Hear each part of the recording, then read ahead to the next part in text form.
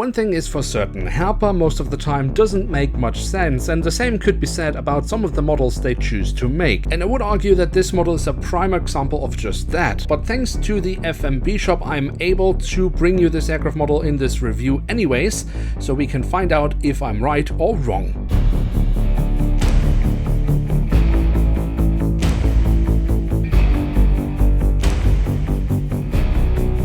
And with that, hello and welcome to a new episode of Review, where we today will take a closer look at a Bombardier Dash8-Q400 of Austrian Airlines. At the front of the box we have a cutout, so we can get a glimpse of the aircraft model inside, and on top of that we have the Austrian Airlines branding. Then the back side of the box offers us one more time a cutout, unfortunately because it just looks poor, but there is a little bit of information here, because the aircraft model is of course based on the farewell flight of the Dash 8 for Austrian Airlines, which took place in May 2021, and we can see it is a limited edition.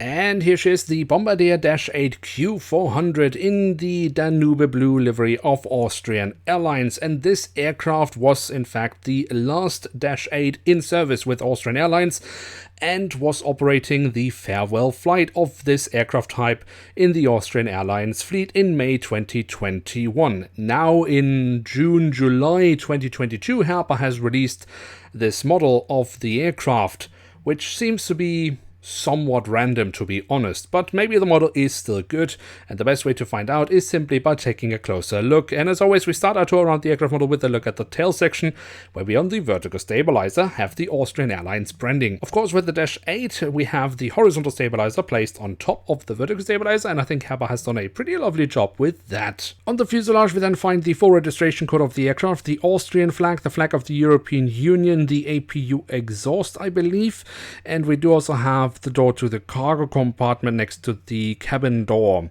Then towards the very tail of the aircraft we don't have the APU exhaust, but what I believe is where strobe lights, or at least some flashing lights, are placed in real life. Yes, shame on me that I don't know it more precisely, but I'm sure you will let me know in the comment section below. Then at the front of the aircraft and across the fuselage we have the Austrian Airlines branding and writing. We have a Star Alliance logo, of which Austrian Airlines is a full member, and underneath that we then have the addition of the sticker saying Pfiat Dash, which of course is Austrian or Bavarian dialect for goodbye dash, and that was of course specially added for the farewell flight. Around the cockpit section, more precisely just underneath the cockpit windows, we then have the name of the aircraft. Then of course we also have the cockpit windows with the window wipers. Above that we then also find the last two letters of the registration code, as well as the emergency hatch for the cockpit. Then we can move on to the engines.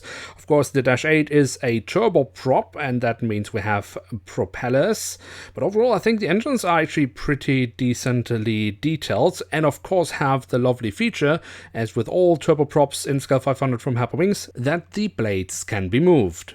Then we can also take a quick look at the wings, which I think overall are pretty decently detailed as well. Also the underside looks pretty decent. Here we also find the full registration code of the aircraft printed on once more. Then of course we also have the landing gear, and that is the standard landing gear that Herpa uses for all their Dash 8 models. And also here I think they have done a pretty decent job considering how tiny this aircraft is in Scale 500. Not too bad, but I would have loved some printed details around the front landing gear. On the belly of the aircraft we then can discover that Herpa has of course made a hole into the fuselage for a stand, which is not included with this aircraft model. It's not too bad here because there are no details destroyed, but I still think it is completely unnecessary. So there we have it, the Bombardier Dash8-Q400 in the Danube blue livery of Austrian Airlines, with the addition of the Pfiat Dash sticker in Scale 1 to 500 from Herpa Wings. And what can we say about this aircraft model? Personally, I always like when Herpa makes regional aircraft, and the Dash 8 is no exception here. But I don't understand this aircraft model. For me, the timing is completely whack. I mean, either the model should have been released in 2021 around the farewell flight, or maybe at a 1-year anniversary, but even for that the model came too late. So I just don't get it, and especially when we have been waiting so long for a new Austrian Airlines model, and then this is what we get. It's a bit disappointing for me. But it should not take away that the model itself is actually pretty good. Herpa has added the details they usually add to the Dash 8, but overall it is a solid product. And if you like the Danube Blue livery and haven't gotten any of the previous versions of this model that Herpa has released many years ago, then this could be a nice option for you. So with this definitely confused and perhaps a little bit positive conclusion to the video, we have of course reached the end of today's episode. So if you have enjoyed this video, feel free to leave a like, that would be very much appreciated. And of course, if you are new around here, why not hit subscribe? That would be absolutely awesome. With that, I'd like to say thank you very much for watching, hope to see you soon again. I'm checking out, and bye.